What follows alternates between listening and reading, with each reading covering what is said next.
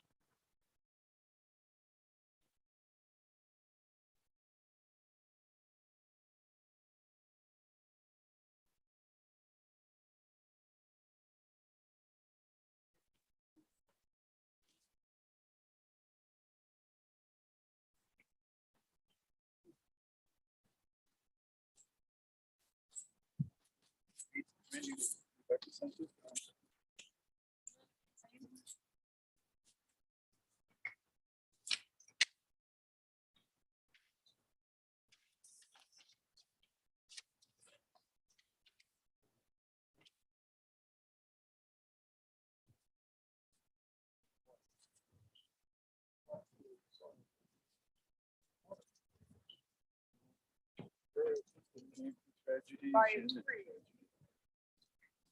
There's a beautiful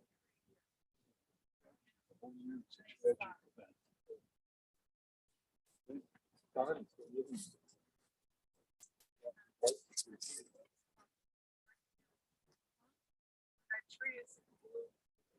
This is a very nice. Right on the road. It's easy to get to.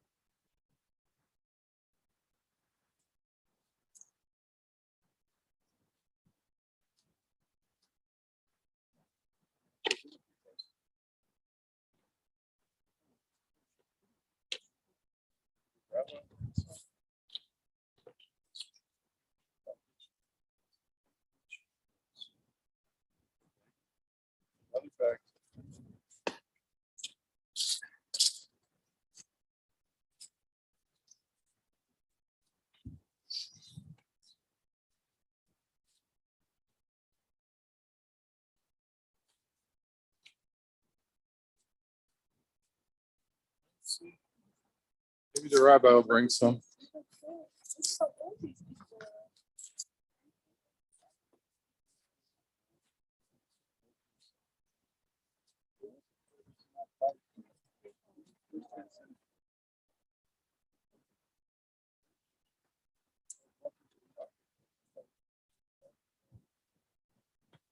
So did you that? This is not Jewish cemetery. It's a small little section of Jewish.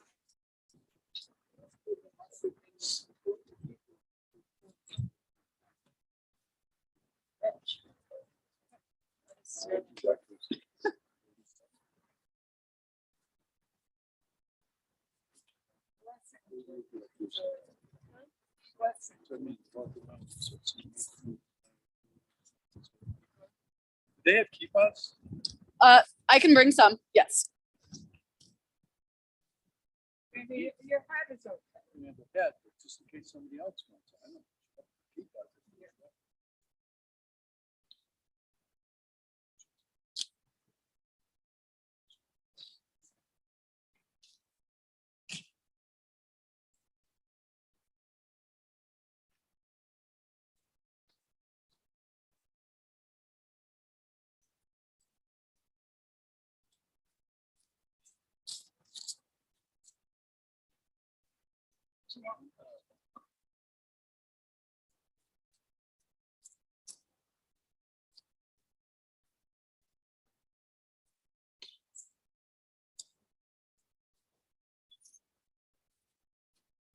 They could use some.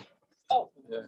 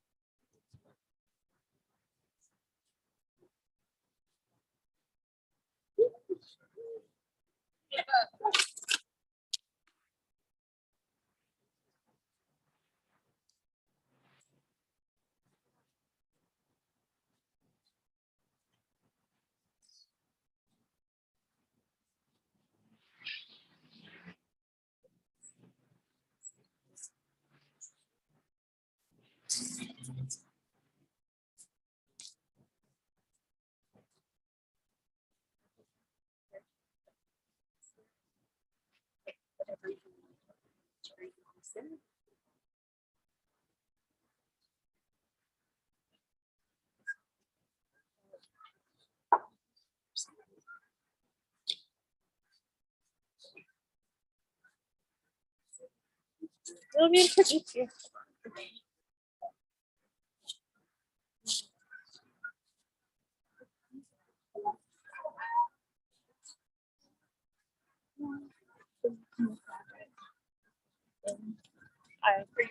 I'm just seeing what the today.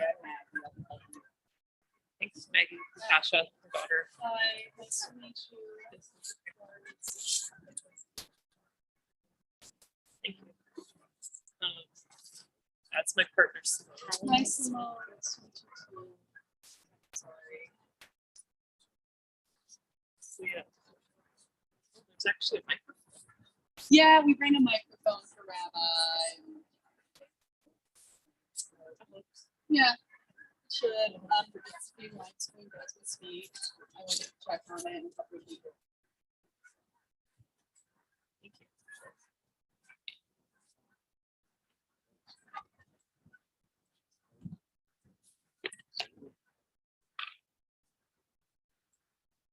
Thank you. They brought that spray to our apartment on accident. Oh, did they? Oh, they did come in 2 waves. Yeah, I thought that was odd, but Might have been the same people. Well, it wasn't their fault. It was my friend who kindly got them, and then oh, really? Oh.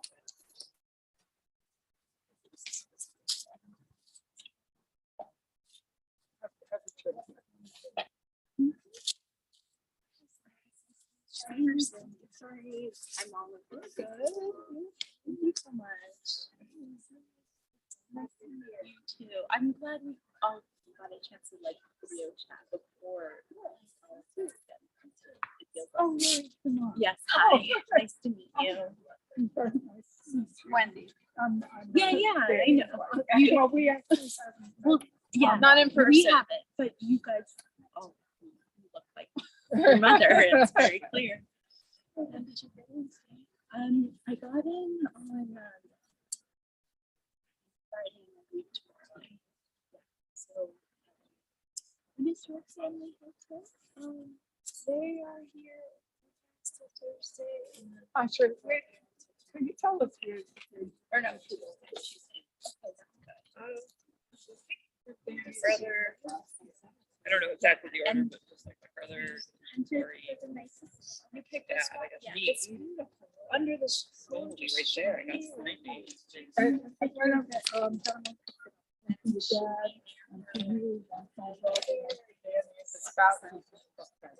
Okay, this is such a beautiful.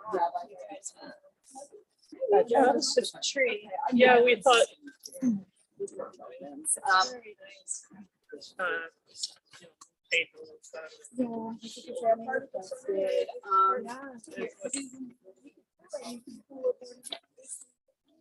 Yeah. You know, for,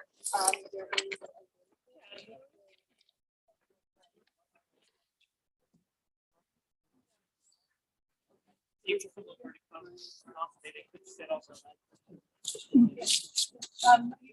Oh. so I can, Or what? Yeah. you Yeah, I have to be understand. in a cemetery, you know, this is whatever you think is best. Yeah. Yeah. We ever do anything in a sort of planned way. You know, not that this wasn't planned. We were kind of The vault being placed. Excuse me, Jerry. Oh, yeah, I was- Where's Yeah. your sister? Okay, thank you. At least we were like. Okay, well, I already let all of you know.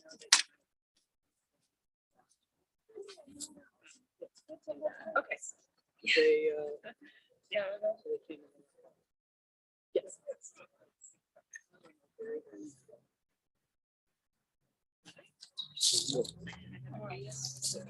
I'm sorry.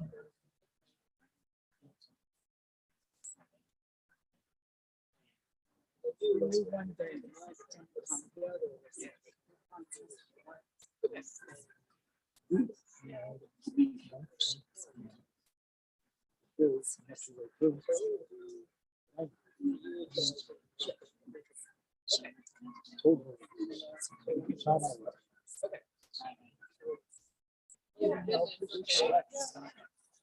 So, I know, it's one of She those. had that song in Colorado Day for Funds.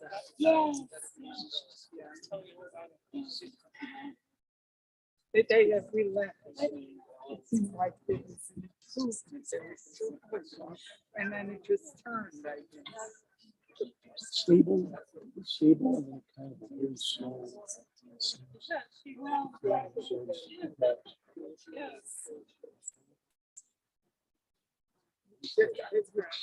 was a blessing, really, because it's it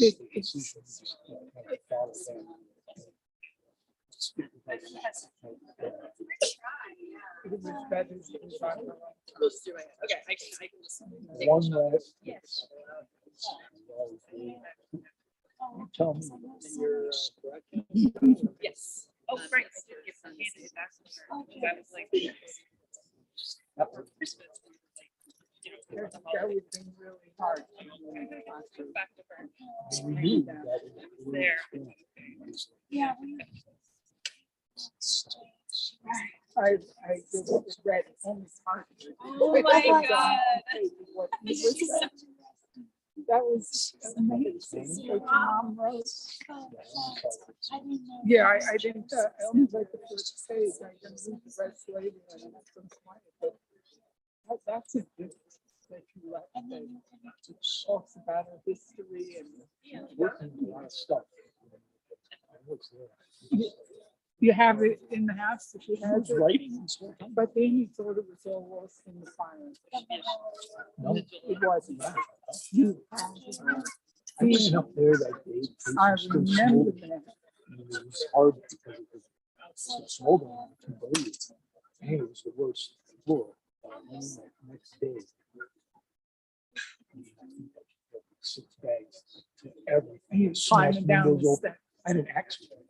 Whip down the walls, whatever I could possibly see. Photographs, Yeah, amazing, amazing. whatever I could grab. Yeah, it gave me like 15 minutes. That's what I, And I ran in there, like kicking the walls down. The ceiling was falling on me. This is dangerous. I'm kicking the walls down. yeah, Did it. Sure, a lot of stuff. yeah, Ben thought that was all it was after something. I mean, it was not lost. Lina's writings were not lost. I think we still have them. I think so. I have to look deeper, but I'm pretty sure because I saved her computer and I pulled her hard drives out. So and they actually still worked. Unbelievably. So you have it at your place? It's at or her house. is that- She was working on Maybe, it right maybe up you'll be to- able to bring some things today that we could look at. and some Yeah, I didn't get a pictures. chance to go through it. Oh, 'cause we'll it's be like there an for all a over the while place. today. Yeah. And it would be nice if we could look through some of that. I don't know what's in it. I don't know. Yeah, they find, Personal stories. yeah, some personal things you should probably read before you share because it's not appropriate to share your I screen. saw a name. couple of things like that. That were easy. Read this yet. Yeah, that's great. That he was saying. We were just talking about it today, and then he said, no, it's all gone. It's a shame because I said this, I sent it on to a lot of people today. My sister, Well, you know, Dan I and forget me it, then went it up must to be our that it bungalow in New York one year, and I wasn't there. It's a little bit after. And my one. sister was a short distance Okay. from there. We actually,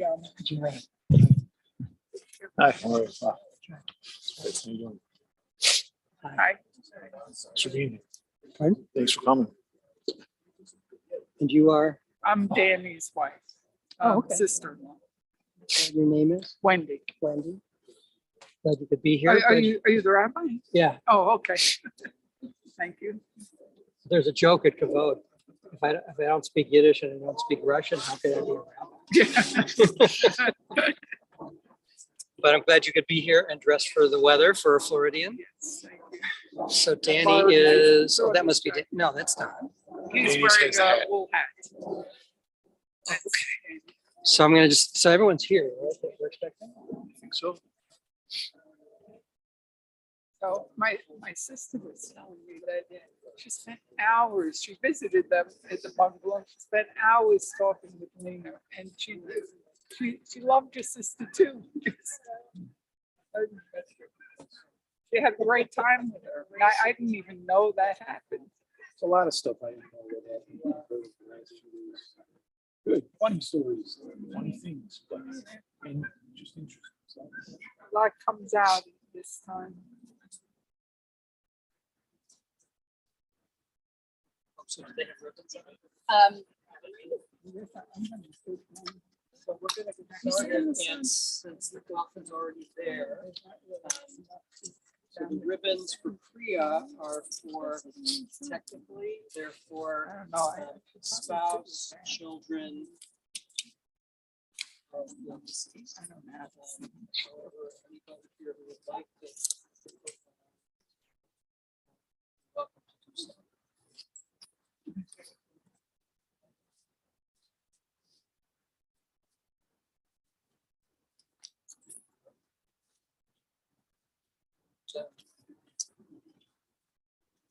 where it works for you, you know, with the.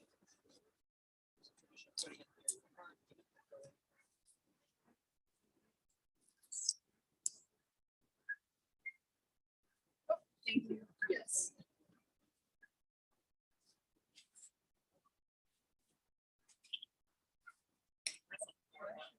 Sit down.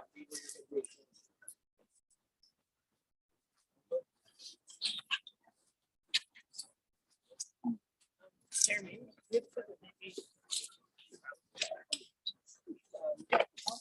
When we're putting dirt in like that.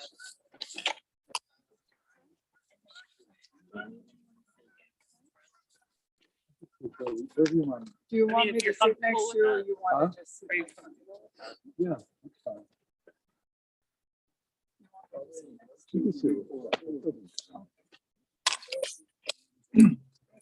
on. Lina, do one right. Yeah, we have one. All right, I'll sit close to you.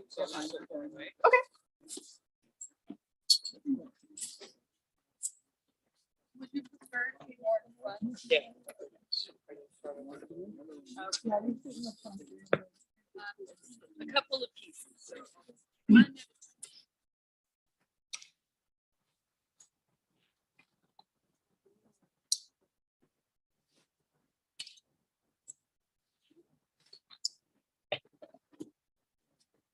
Maybe where it's a little bit flatter. Over there. Yeah, yeah. Then your the camera will work for you. Yeah, and I'll adjust the camera.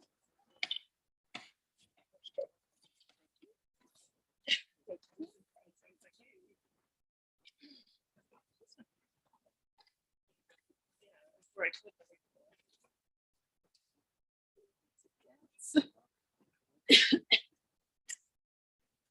Perfect, yeah.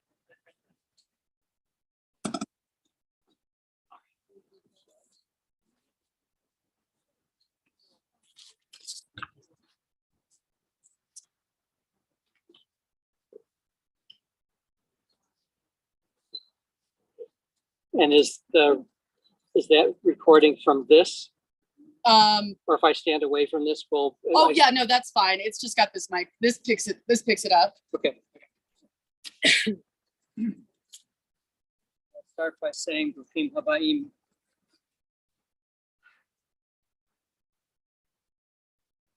Technically means blessed are those who come, who have shown up here from almost 3 corners of the country to be here to create a sacred container of memory, to create a holy space in time. Right now, we are entering a holy space in time. To lovingly return this body to the earth, and to escort this soul to the holy oneness of blessing.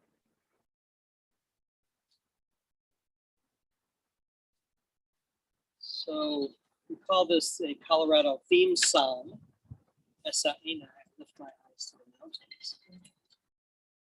Which speaks to not so much about the mountains, but about the creator. And where do we get our help from? Maybe the creator of those mountains. So I'm going to sing a little bit. I'm going to sing those words and just give us a chance to get settled into this moment. Esa Enai El Harim Me'ain Yavo Ezri Esa Enai El Harim Me'ain Yavo Ezri Mehi Madonai Ose Shamayim Varetz Ezri Mehi Madonai Ose Shamayim Varetz.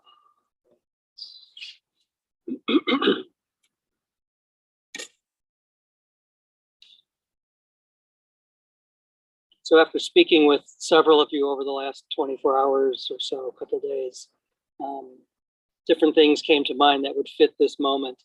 I'm going to read part of a interpretation, really more than a translation, of from Ecclesiastes. You would know it as what is it? There is a time for everything under heaven. There's a slightly different translation that you might find helpful right now. That's my hope. It says, life is fleeting, the passing of moments upon moments. Embrace them as they come. Do not cling to them as they go. In this alone is their tranquility. Moments of birth, moments of death, moments of planting, moments of uprooting, moments of killing, moments of healing, moments of knocking down, moments of building up, moments of mourning, moments of dancing, moments of silence, moments of speech, moments of love, moments of hate, moments of war, moments of peace, moments and the passing of moments. This is life. There is a suffering that is natural to this flow. There is no escaping either sorrow or joy. Do not add to the first by clinging to the second, for in doing so, you deny the flow itself. Live the moment, attend to the doing, accept whatever comes into your hand.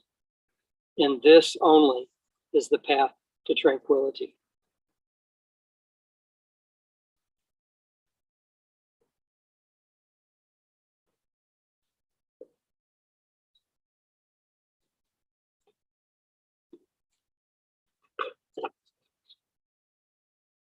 So in Proverbs, we read, Ner Adonai Nishmat Adam, the light of God.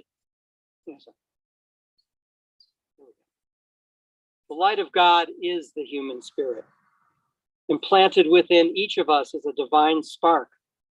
Each of us has the obligation to attend the spark and to flame it into a flame that will light up one's own life and the lives of others.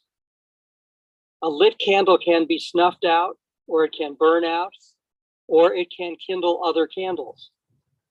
When the flame is passed on to others, the flame will continue to burn long after the original candle has been extinguished.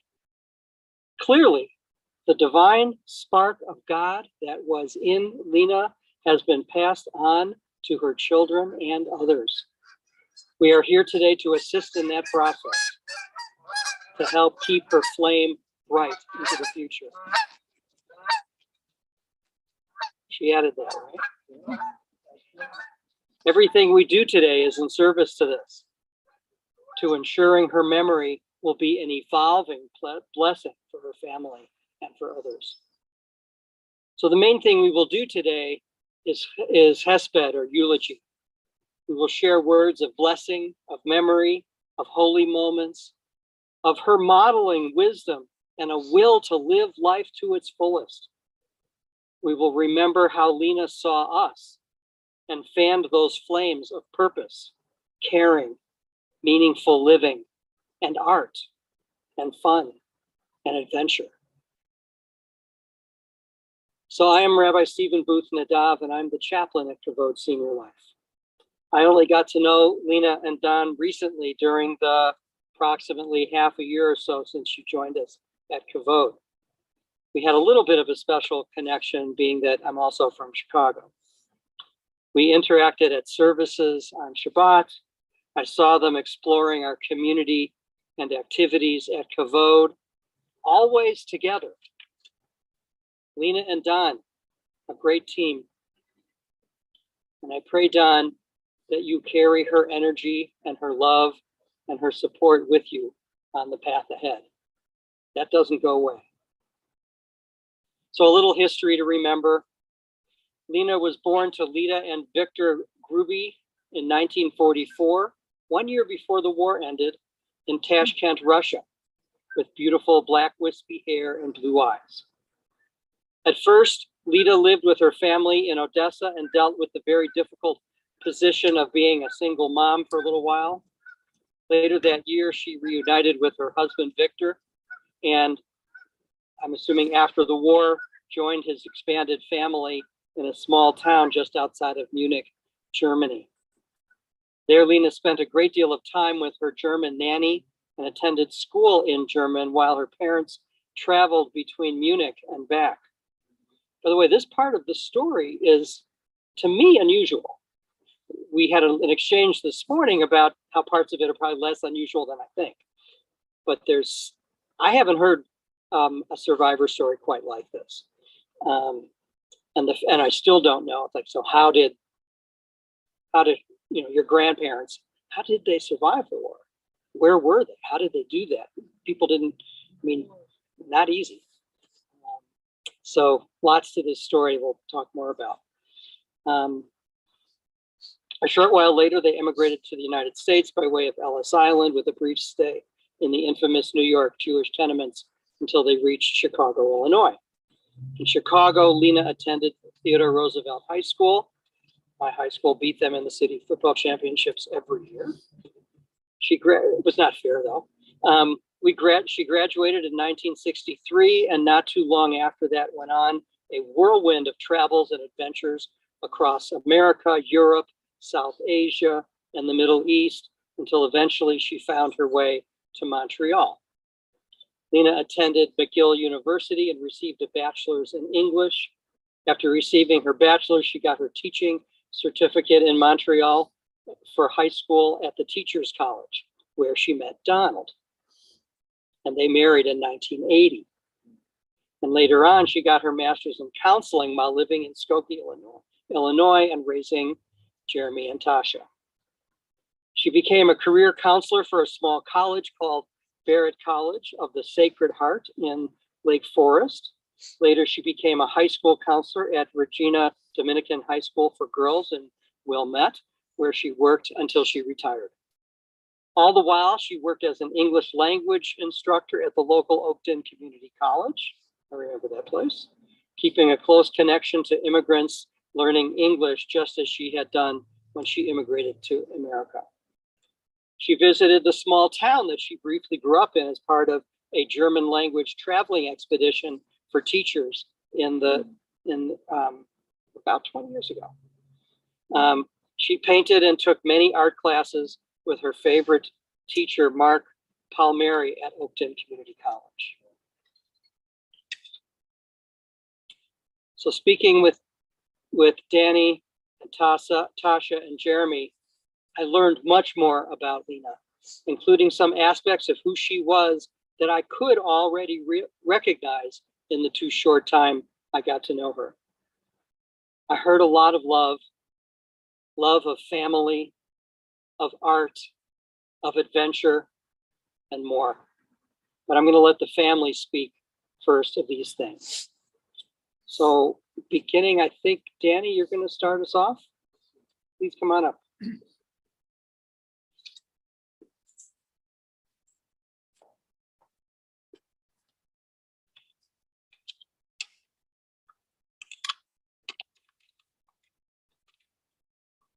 Some of the things I might say be repetitive.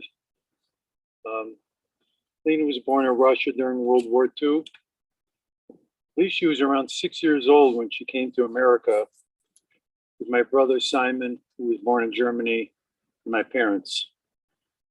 She told me often how difficult it was for her to come to America and go to school because she didn't speak English.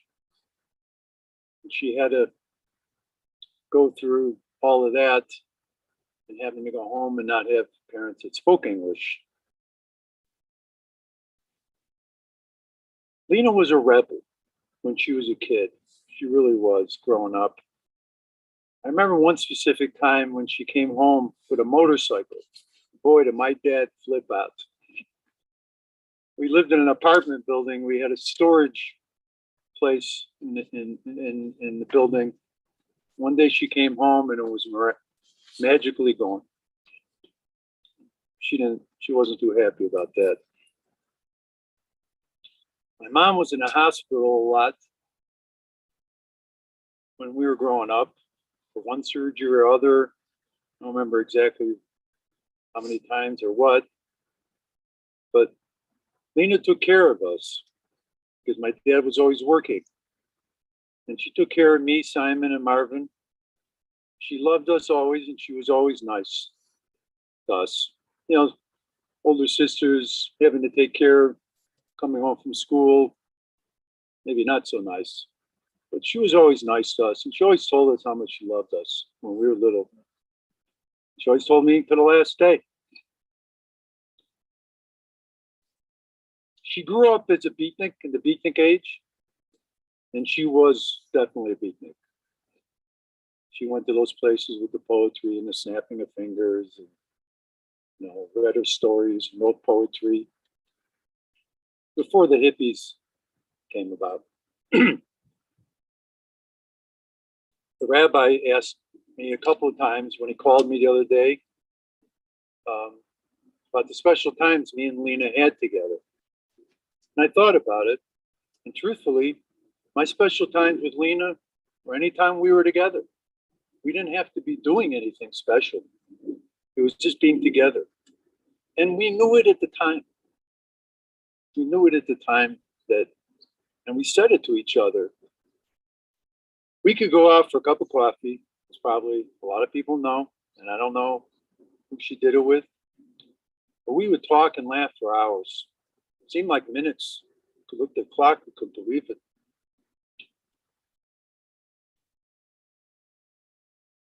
She was funny. She had a great sense of humor. Most people didn't know it. She always said people don't get it. Because she was quiet spoken and people spoke over her a lot and maybe didn't listen. But she would say something, I would just start cracking up. And she was so happy about that because she was funny. She had a great sense of humor. And I would add, we would be laughing talking for hours. After traveling around the world, the rabbi said for years before it was the thing to do, she lived in Afghanistan, India, went to ashrams, meditation. She brought all that back with her. And of course, she ended up in Montreal, got her education, master's degree in Chicago. I don't remember where she got it. And it's also where she met the love of her life, Don, and had Jeremy and Tasha. Me, my brother Marvin, and Simon were very close with Lena, always. Me and Marvin used to drive from Chicago in a Mercury Cougar, I think it was, the old jalopy. We used to drive to Montreal to the apartment she had on Pension Avenue, I think it was. Lena was the most caring, loving, sensitive, sincere, talented, artistic, well-spoken, soft, strong, educated, educator, easygoing, spiritual, well-traveled, well-read, spiritual, perceptive, compassionate person I've ever known. And I couldn't think of any other words. There were plenty others. I'm sorry, Lena, that I didn't come when you needed me most. When you had the fire and all that. I know you would forgive me for it. Because that's who you were. Now I have to learn from you again, as always, and try to forgive myself for that. And the last sentence that I have is, there's not enough time in my lifespan to get over losing you.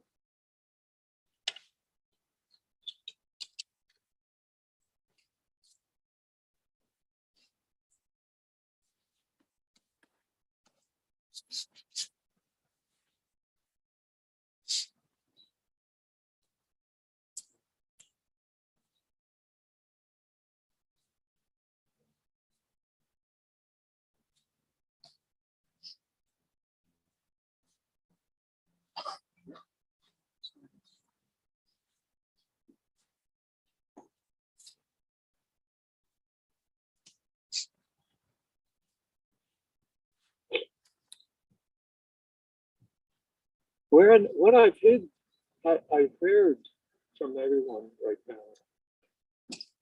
with you, Al, and Danny, and everyone else, Lori, and everyone else from all the wrote the cover. And the thing I saw the most about after the fire, and when we came into the COVID, when we went to have our first lunch in COVID, Lina and I said, they're not talking. And I said, well, let's talk to him. And I said, this is my wife, Lina, Dawn, and I got them all to talk. And the whole place was talking and talking, and all the time we were coming to there, and we were happy. Because we had a hard day, a year of a lot of hard for Lina. And when I said it, I went to McGill, and then that's where I met her, in McGill. And when I walked in the school, up on a hill too, in Montreal, we had a big, nice hill. And when I saw her right off the bat, I said, there's my lady, and she will be with me and my children. That was happy, and we were the same, and she was the same, as how I and she were talking with each other. And there were other times when we were yelling and da-do. And then the next day, we keep going. But we didn't go out the whole world like Tasha, like Lina. She was ahead. She said, and we did had a nice view, and our sons and my daughters. Actually, when she had the one, she said, I want another, and that's with her. And the three, all the four of us. And we always felt, even like Vic and your mother, they were great. And I heard all their stories as well. And especially with Lina. And I didn't just say it's a story. I knew, and she and I would be together. Very, very, the best of all the people here. Everyone. But she's okay now, because she was the best mom in the world, and we all loved her. Okay, that's it for her. Thank you.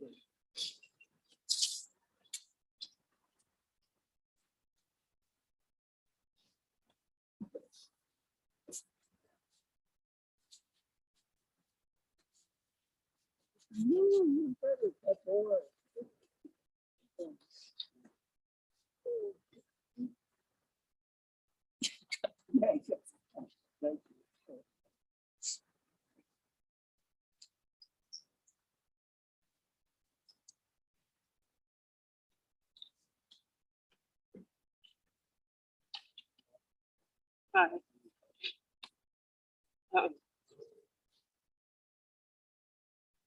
Thank you, everyone, for coming today.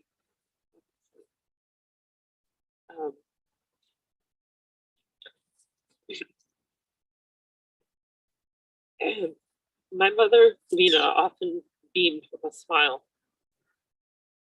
I can still hear her Lily Tomlin-esque voice in my head. Her laugh was so warm. Not only could she make us all laugh, she was excellent at making herself laugh, a skill I've learned from her. In our last conversation, we had a really good laugh. The kind that made all my worries go away, and I felt really seen. She loved adventure, traveled a lot in her youth, and wanted to share the things that made her happy and made me happy, and me happy together. She introduced me to different cultures, education, art via museums and galleries, to enjoying a movie with popcorn and Twizzlers. She taught me a lot about enjoying life. She also loved taking new classes, crafting, creative writing, always with a curiosity to learn and create. She was inspiring and loved to be inspired. She survived so much, and her strength and independence are a part of me to this day. I hope to have the fight she had in her, in me as well. I'm thankful to all the people that loved and cared for her through her illness. My dad, who loved her, my brother, whose medical illustration background came in pretty handy, his wife, Lori, thank you, her brother, Danny, who helped call the doctors, friends like Joyce and Martin, who were right there and took her to doctor's appointments and helped them through some really difficult times. Joyce was one of my mother's closest friends in Illinois. She wrote that Lina did not let pain be the defining factor of who she was. She saw magic by looking for it. We were both still children sometimes. We never outlived our enthusiasm and our passionate curiosity and our desire to do all we wanted to do. What is it you plan to do with your one wild and precious life? We'd ask each other. My mother replied, as much as I can fit in. And lastly, just to share a memory, because there's so many, it was hard to choose, but one came to mind last night. One of the first times my mother came to visit me in Vancouver, Canada, after I made it my home. I greeted her at the airport with a hello hug and welcome to paradise. She took me seriously, even though I thought I was making a joke. On our vacation, we took a ferry to a place called Salt Spring Island. We went for a walk along the ocean-lined provincial park and found a nice spot to sit on some rocks overlooking the water. It was nearly dusk and the air was warm and the grass was dry. It was the kind of beauty that makes a person a little sad. We talked all day and she told me of all the places she visited, and this really was paradise. I always imagined we would come back there together. She was my mother and my best friend, and I was her Tashala, and I will miss her dearly. Thank you.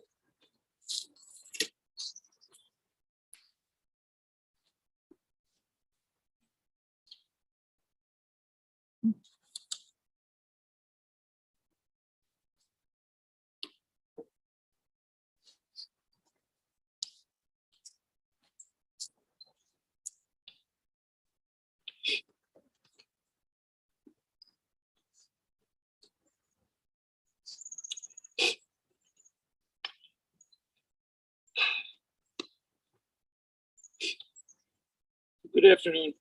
Thanks for being here with everyone today. I really appreciate that everyone who's been able to make it here, and everyone we really appreciate that. We're here to really remember and celebrate my mother Lina's life and her accomplishments. She was an outstanding mother, wife, sister, and friend.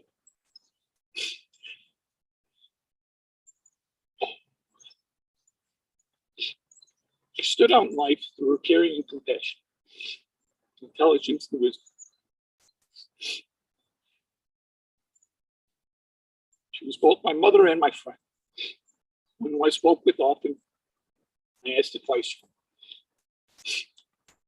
She always tried to keep a positive outlook on things, and throughout many trials and tribulations, she was able to have a long and adventurous life. And I would like to share a few of those qualities and memories with you today. Some of the qualities my mother had were she was caring, compassionate, thoughtful, and attentive. She always made everyone feel welcome. She was selfless, would always inquire and ask if someone was doing okay, if they'd eaten enough, if they were tired, or if they wanted a cup of coffee or tea.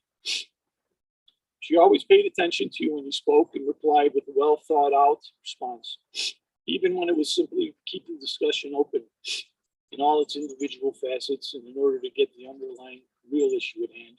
She was very intelligent. She was very smart and always wanted to understand the world around her. Very inquisitive and would ask many questions to get a better sense of what people's experiences in life were and their personalities. I believe this was her way of really getting to know the people that she met. She wanted to know what other people thought. She liked getting to know people and to listen to their stories. She was very artistic and really enjoyed taking art courses and practicing painting. She enjoyed color and used it to create beautiful abstract paintings and drawings. And even as a kid, I was always trying to emulate. Even after retiring, she enjoyed painting at Oakland just for fun and to continue her love of learning. On a side note, we both shared the same instructor, Mr. Mark Palmieri, who we both consider to be a family friend. Who's someone she would often discuss the bigger things in life with, and someone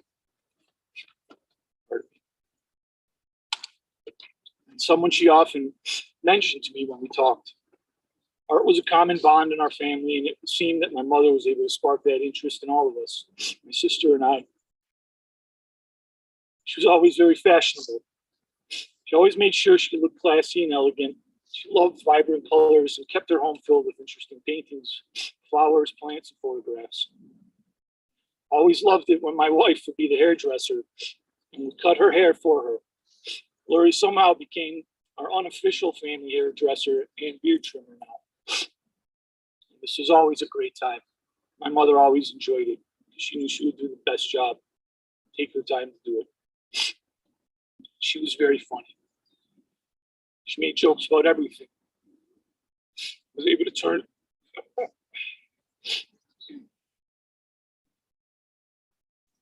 a negative into a positive. She always made me and others laugh and smile. Her sense of humor was something I was always enjoyed. It would make me feel better when I wasn't feeling great. A couple memories. One of my memories, my mom was her advice on life. She was always my mother's advice on life was always very important and meaningful. She always made time to talk with me and my sister, with her brother, with her family members, to discuss life events and things that were important to us. Her advice was something I always held very highly, and I knew it came from careful consideration. She always had our best interest in mind in making suggestions, and was certainly open to talking about them more in depth. She was certainly a talker. And this was something I always relied on and helped me make many of my difficult decisions. But we generally made them together and things always wound up turning out well. Another memory was when we were in Red Rocks just a few weeks ago. My mother was adamant about seeing more of Colorado while she was here. Going into the mountains, I knew could be a task, going into the elevation. But we decided to go halfway, and we went to Red Rocks. Me, my sister, my father. And this was a great trip because I got to see that she was really impressed with the landscape, and I knew that was one of her things that she enjoyed most was seeing new places. She had a great time as we walked around near the amphitheater and drove through the area. We had a great lunch at a local diner and talked about life events was always interested in seeing new places in life, and I believe that her move to Denver here was something of an adventure, not necessarily an easy adventure, but one that was something to remember. And oftentimes, you can ask yourself whether people were living their lives to the fullest. And I know my mother lives her life to the fullest of her ability, and quite literally up to the day she fell ill. And even then, she pushed onward. She made the most of every day. My mother's advice and guidance in my own personal career. My mother gave me some of the best advice when trying to figure out what I wanted to do with myself in life, which wasn't an easy task or generally easy for many. Someone who enjoyed being creative, and even as a kid, my mom always encouraged me to try new things and to keep being creative. She started me early on in drawing classes, and later on as a teen got me into airbrushing, mostly to keep me out of trouble, because I had no problem getting into that. But all these things later in life came together, and I worked my way through a master's degree in medical illustration because of her advice and guidance. I was able to eventually work my way through, and it opened up a new career path for me. I, as many others, had never heard of before. Medical illustration, 9 out of 10 people have never even heard of that as a profession. But my mom knew about it before I knew about it. She really gave me the idea, something I pursued. She's always very supportive, and I credit her for helping turn my oftentimes short-sightedness into something I truly value. If it were not for her and the help and guidance of Mr. Palmieri, I cannot imagine what path I would have gone down. I'll always be grateful for her insight, knowledge, and motivation. Without those things, I would not be here today, doing the things I love to do. I know she was proud of both myself and my sister, and was always in awe of both of our accomplishments. I am certain that when I say that both me and my sister were very lucky to have someone who believed in us and pushed us to be better. For all these reasons, I try to make her proud, to keep to the best of my ability the sense of integrity she instilled. Just a couple more. Blue Man Group. We had when I graduated UIC finally, after many, many years of back and forth, Lori, my wife, got tickets to go to the Blue Man Group in Chicago right after graduation. Me, my mother, my father, we went to see them that day. It was a great time. We enjoyed it tremendously. As soon as we entered, the Blue Men were out greeting everyone at the door. And for one reason or another, they gave us all a big hug, which left blue paint all over us and our faces. Something we'll remember because it was funny. Irritating at the time, but something, again, you'll remember is it wasn't uneventful. It was very eventful. And the laughter we shared was as memorable, and talk about it today. We still talk about it today. This event's something I know my wife planned for us and became something to remember and cherish. This was a milestone in my life, but also for herself, I feel, because I know she knew of my past failures and shortcomings that made success that much more difficult to attain. But through all the years of trying, she seemed to always continue to make me feel like I was getting somewhere, even when I wasn't. Sunday night dinners was something in my home, especially when they still had their home in Skokie. And while I still lived there, Lori and I, before moving to Jacksonville, we would go there Sunday nights for dinners as often as we could. It was basically a standing order in the house, so we ate around 6, and it was something to attend every week. Even though it was a never-ending supply of briskets, potatoes, onions, and carrots, it wasn't the food that made the time special, it was the company. Again, it was something that I took for granted. But as years went by, I realized it was something I shouldn't have taken for granted. Maggiano's was a restaurant we all went to often. Oftentimes, earlier on with my grandmother Lina, would became our family favorite restaurant. We went, Lori, myself, sister, my father, we went for birthdays, we went for celebration of any victories in life, really. My graduation, my wife's graduation, again, just for fun, because we enjoyed it. We all seemed to have our favorite items and knew what we were going to order before we got there. Chicken manicotti, chicken parmesan. My mother always got the red sauce clam linguine every single time. And it wasn't about the restaurant, it was about the company. And these were the things we enjoyed because it brought us together. Last holiday we were able to have together was when my sister flew in from Vancouver. We got to spend the last part of 2022 together here in Denver. This is something my mother looked forward to because it brought everyone together in the immediate family.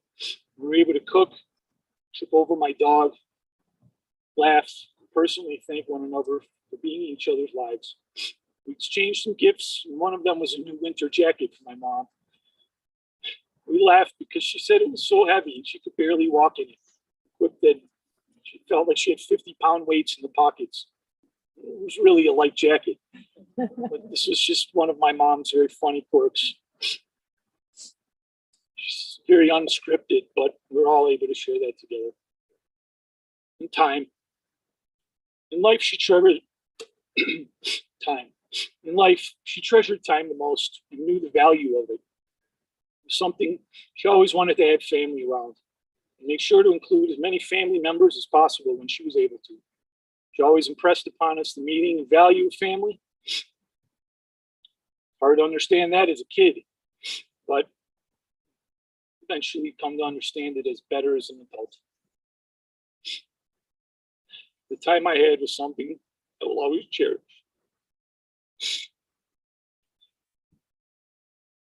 I'd like to thank everyone for coming out here today and attending, and everyone online.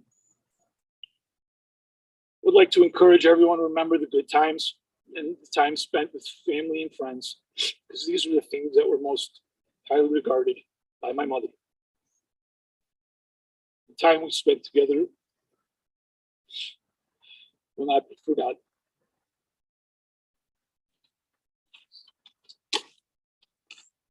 Thank you, Mom.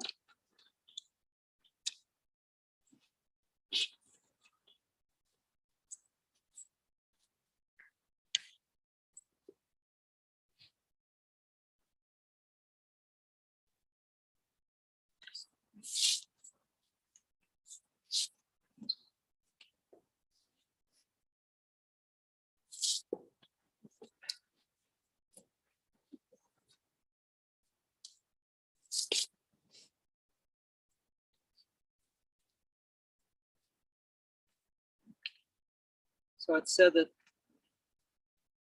when somebody dies, it's as if the fabric of your life has been torn. And you can sew that fabric back up, but you'll always know it was torn. You can sew it up and continue to have a useful future, but it will always be torn and you will always know that. So the ripping of the kriya, the ribbon that you've got, is a way to symbolize that. So as we rip it, we say, please repeat after me if you like. Baruch atah Adonai, Enu melech haolam, Dayan ha'emet. Blessed is the source of truth beyond our understanding. Take the ribbon from the bottom and just sort of, it should just self-tear and come up about an inch or so.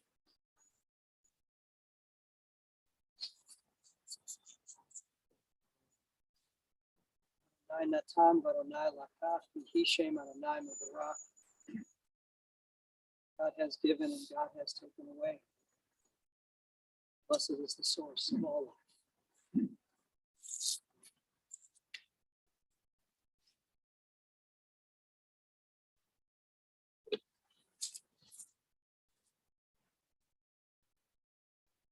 What an adventure. I just have this image of her coming into the world and saying what an adventure ahead. And it didn't start like easy, like for most of us, right? We're talking war. We're talking changing countries when you're too young to really understand what it means, but you feel it organically. We're talking being surrounded by so much grief. So much grief on that land. And then it's like, okay, time for adventure. We're going to the United States. We're creating a new life. Obviously, she was too young to say that, but that was the energy, part of the energy. And she just kept going, just kept soaring into the beauty of life. She was not born into the beauty of life. She was born into the worst that humans can do. But she turned it into gold with family, friends, and art, and travel. And as you said, living life fully in every way, in every way. And I love when we were talking, I think it was you, Jeremy, no, it was Danny who was saying that she was soft-spoken, but knew what she wanted. And that was definitely my experience of her. She would very nicely make suggestions.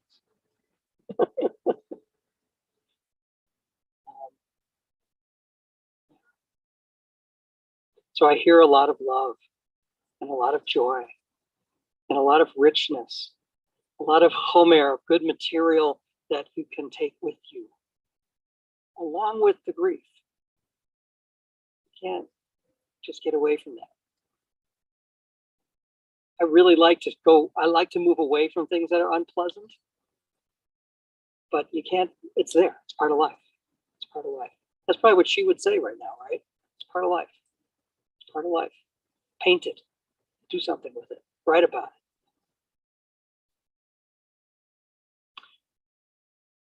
So King Solomon was quoted saying, the day of one's death is better than the day of one's birth. Midrash explains, like, how can that be, right? How can the day of your death be better than the day of your birth? When a person is born, everyone is happy and celebrates. But when a person dies, everyone cries. It really should not be this way. For when a person is born, there should be no rejoicing because no one knows what will happen to this person or in which direction the person will go. The person could go the way of the righteous, or the person could be evil and go the way of the wicked. When a person dies, there is cause to rejoice if the person departs with a good name and leaves the world in peace. To what can this be likened? A parable can be drawn to two ships that sailed on a great sea, one leaving the harbor and the other entering it. Everybody cheered the ship that sailed out of the harbor, but nobody rejoiced over the ship that entered. A shrewd person was there, and she said, my view is the exact opposite of yours. There is no reason to rejoice over the ship that is leaving the harbor because no one knows what will be its fate or what seas and terrible storms it might encounter. But everyone should cheer the ship that is entering the harbor because it left the seas peacefully and returned to the harbor safely. And that is what Solomon meant when he said, and the day of death is better than the day of one's birth. So let's hold a place in our hearts to celebrate Lina's safe arrival back in port. Hers was a great journey filled with much life. She truly did depart with a good name. And though it wasn't easy or as we would have liked, I pray that in truth, she did leave the world in peace. She is certainly in peace now. So welcome home, Lina, and you will be missed.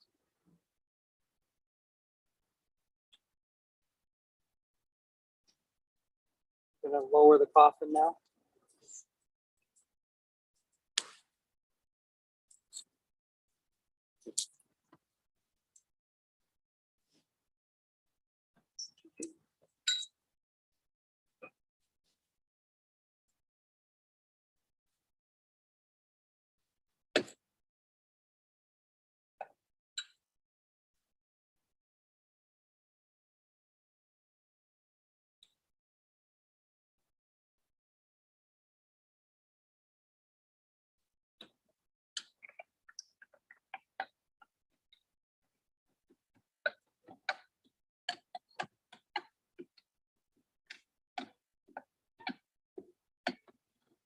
Almakomo, Almakoma, Tavo Vashalom. Lina, go to God in peace.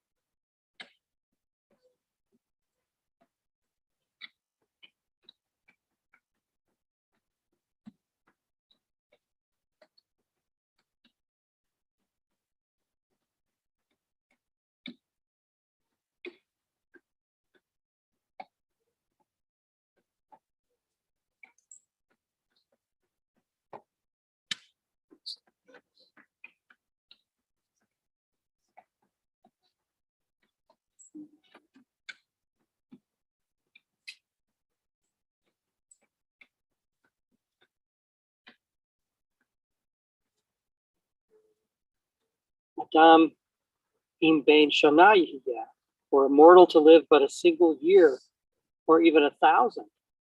Kalo haya yihiyah, it would not seem enough. Baruch dayan ha'emet. We therefore praise the judge of truth, who takes but also gives life. We know, Adonai, that your discretion is beyond us. We know, Adonai, that your word is good, but your judgments at times puzzle us. And though we may brood over harsh realities, Sadikata, we place our trust in your righteousness and accept our lot, our loss, and the love that remains with us forever. Rachem al pletat son yadecha, have mercy upon us and strengthen us to maintain our courage at this time of sorrow.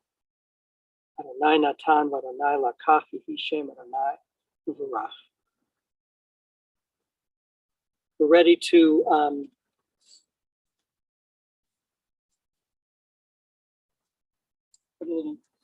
put a little dirt in the grave. You know, at night, the last thing that you can do for a child is tuck them in, right? Give them a little comfort as they're going to sleep. So this is our opportunity to do that. And here at this cemetery, how we do it is family members who would like to can come up and grab a handful of dirt and place it in the grave.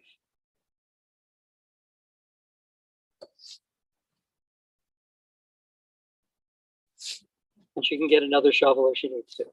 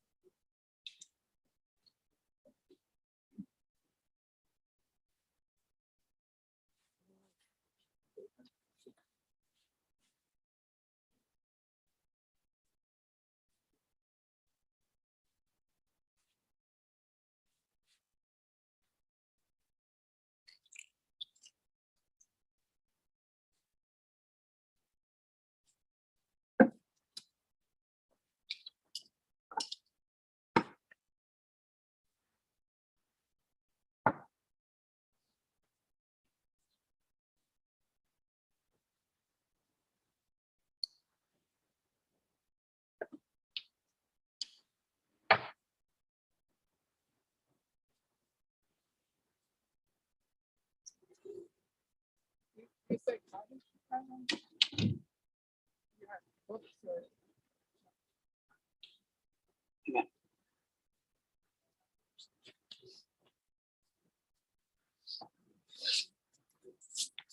So El Male Rachamim. Our prayer for this moment, yes, might as well stay standing. Says, exalted, compassionate God, grant infinite rest in your sheltering presence among the holy and the pure to the soul of Lina, who has gone to her eternal home. Merciful one, we ask that our loved one find perfect peace in your eternal embrace. May her soul be bound up in the bond of life. May she rest in peace. And we say, El Male Rachamim, Shochen Bamromi,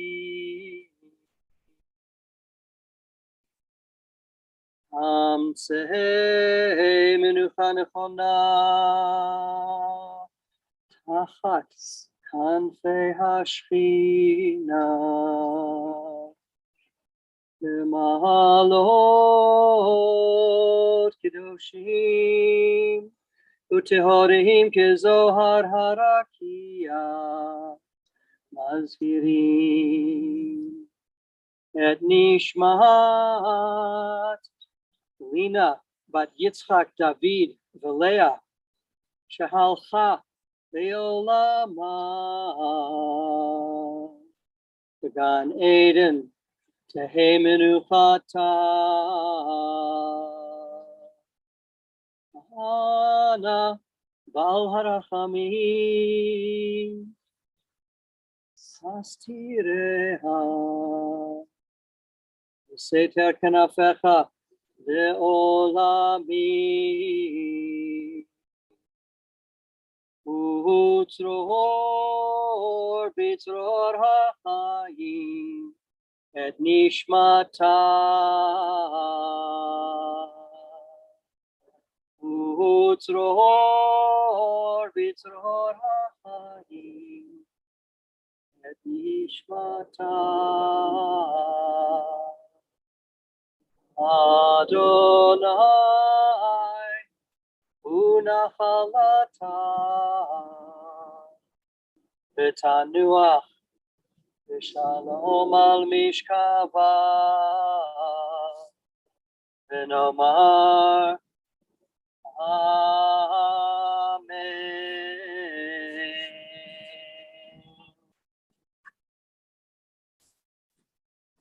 Warner's Cottage, just bringing the cards up now.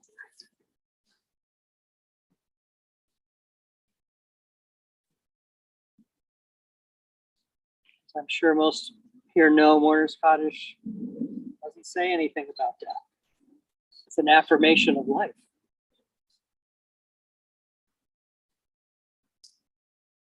And perhaps when we stand literally here at the precipice between life and death, we are most capable of appreciating the holiness of life.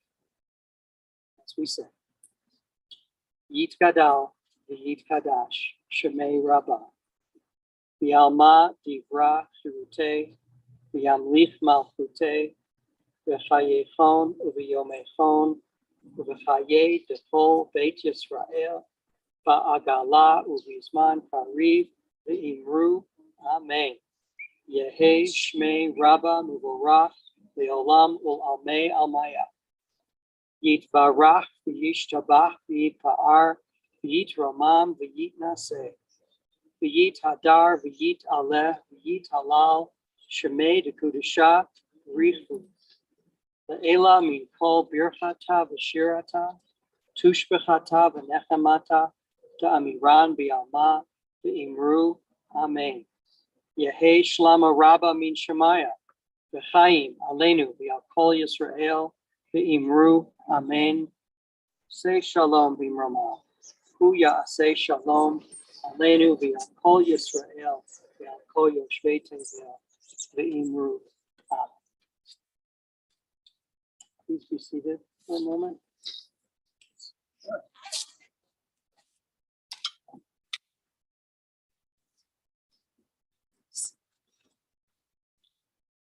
I think everybody here knows there's people are gathering back at Kavod up on the top floor for a meal of consolation. This is the moment where the energy starts to shift from death until burial. Everything's focused on the person who's died, taking care of the body, returning it to the earth. As we leave the cemetery, it turns to comforting mourners. And for mourners to make sure as best as you can that you have space to just be mourners, limiting the other requirements you might have in your life, knowing that sometimes you'll laugh and sometimes you'll cry. It's all part of the process. So, two things. Here at this cemetery, there's a vault that goes over the coffin. And so there's a big mechanical process that's about to happen where they pull all this equipment away, and that truck over there with that huge concrete vault is going to come on over here and lower it over. The coffin is on the ground, but that has to go in before anything else can happen.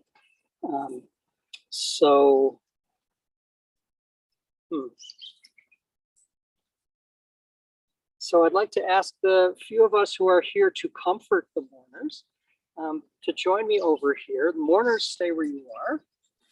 Those who are here to comfort mourners. We're gonna form, you'll stand there facing me. People stand with me over here. So we're forming like an aisle between us, okay? So you're facing each other. Okay? Yeah, come on my side. And so what I want to say to the mourners is we're gonna, with the traditional words of comfort, we're gonna escort you out and back to your car. And you're welcome to leave at that point, knowing that I'm gonna stay here until this is completely done. If anyone wants to come back and stay here and watch all of that, you can. But also know that I will not leave until that is completed. So you don't have to do that. Up to you. So I ask you to come. We say to them as they leave, Hamakom. Repeat after me. Hamakom, Yenachem, Etchem, Betoch, Sha'ar, Avele, Sion, Yerushalayim. May the Holy One of blessing bring you comfort among the mourners of Zion and Jerusalem. You're an honored.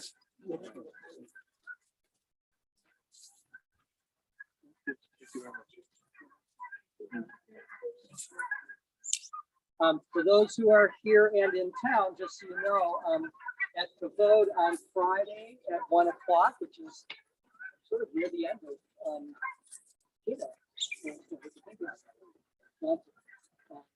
we're going to have a gathering at Kavod, a vigil of remembrance.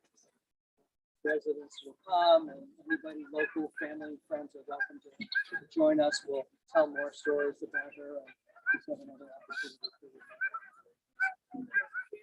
Just one.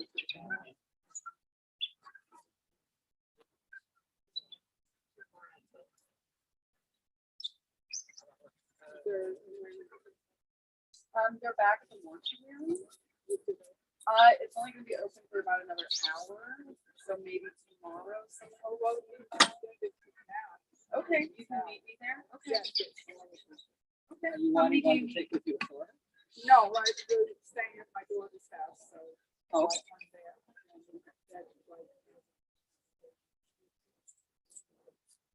Okay, if you want to head over there now, I'll let my colleague know to have them ready for you.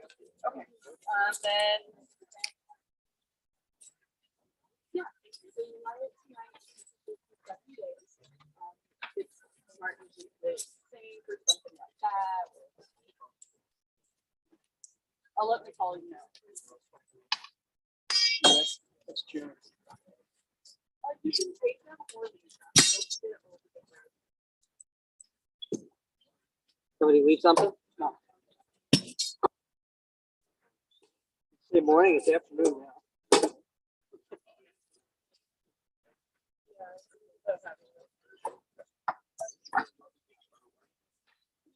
address? Where are you going? Are you gonna come by? I thought it was here. No, we're the mortuary, we're Feldman, we're about a 15-minute drive.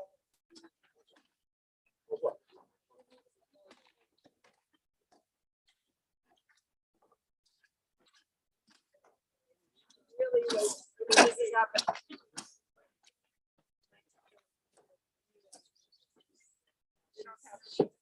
Oh, so this is the cemetery.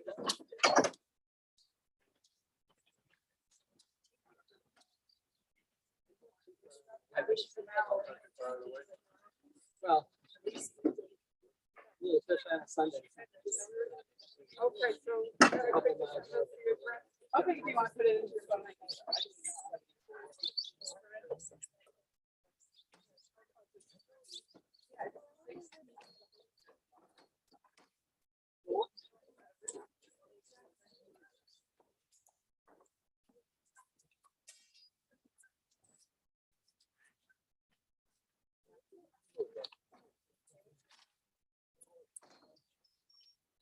Sure. I think